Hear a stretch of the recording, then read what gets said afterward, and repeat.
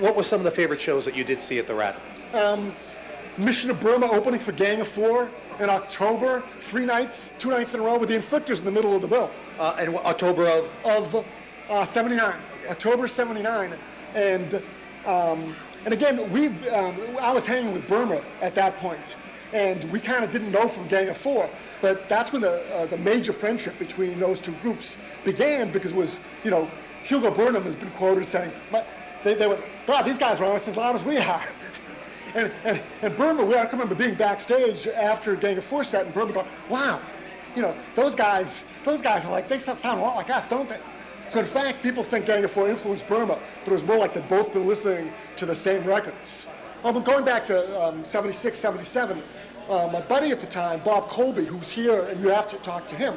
Send him over. Yeah, Bob founded Frenzy magazine, which was the attempt to be the first slickly produced, professionally printed fanzine instead of a Xerox rag. And at the time, that meant typesetting. We actually went to a place in Cambridge and had a typeset, because there were no home computers. No. Typeset and printed. But the first Frenzy benefit is, both Frenzy benefits actually, but the first one was at the Rat. A group called Baby's Arm was making its debut. Baby's Arm had been named after a fictional band that James Isaacs had invented for a spoof column in the Phoenix. Also on the bill was a band I had never heard of, that Bob had seen. And of course, for some reason they haven't told me about them, a band called La Peste.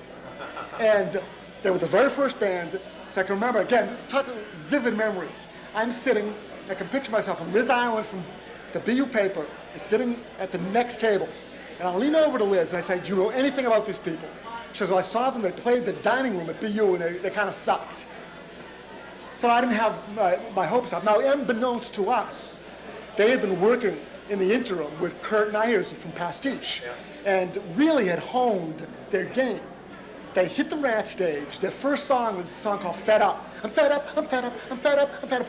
And Liz and I look at each other. I mean, it's 10 seconds into the song, and it was like, and we went up, we danced to that song. They only played 6 songs. But I can remember one of the songs was She's a Girl. I mean, and I remember, you know, this would happen. You could go to the Rat and see a band play 6 songs and come home and say, I have seen the next major act out of Boston.